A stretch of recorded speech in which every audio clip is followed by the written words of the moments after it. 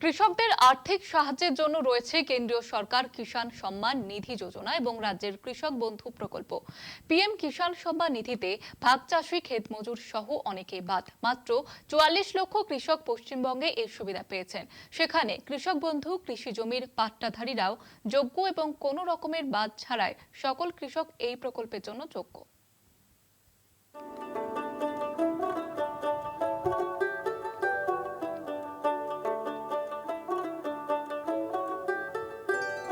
কৃষকদের আর্থিক সাহায্যের জন্য যেমন কেন্দ্রীয় সরকার কিষাণ সম্মান নিধি যোজনা চালু করেছেন, রাজ্য সরকারের তরফ থেকে কৃষকদের কথা মাথায় রেখে চালু করা হয়েছে কৃষক বন্ধু প্রকল্প।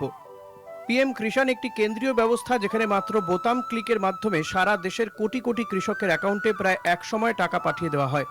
কৃষক বন্ধু প্রকল্পটি মূলত অর্থ বন্টন ব্যবস্থা হয় জেলা ভিত্তিকের উপর নির্ভর করে।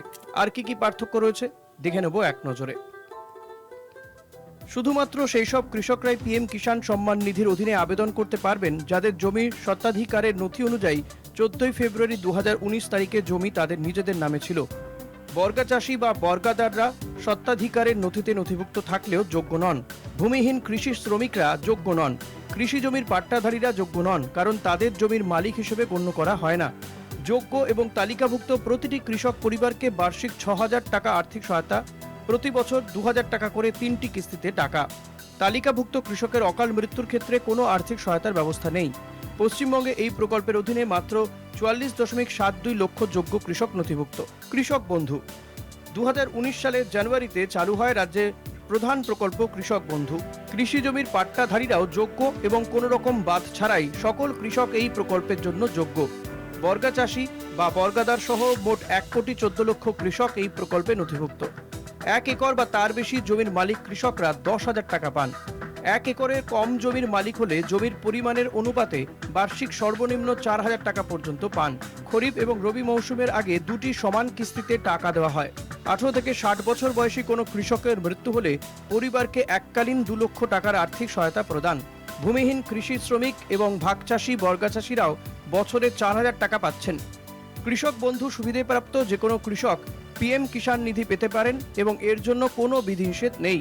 কৃষক বন্ধু উত্তরাধিকার সূত্রে কৃষি জমির অধিকারী প্রকৃত কৃষকদের স্বঘোষণার সুযোগ দেয়।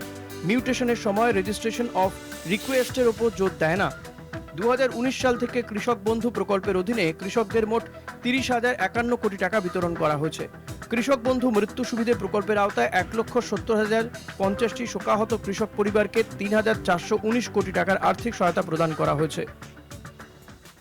তুলনামূলকভাবে ভূমিহীন কৃষি শ্রমিকদের নিয়ে কৃষক বন্ধু প্রকল্পটি পশ্চিমবঙ্গের কৃষকদের কল্যাণের জন্য একটি উন্নত, কার্যকর এবং অন্তর্ভুক্তিমূলক সামাজিক সুরক্ষা প্রকল্প।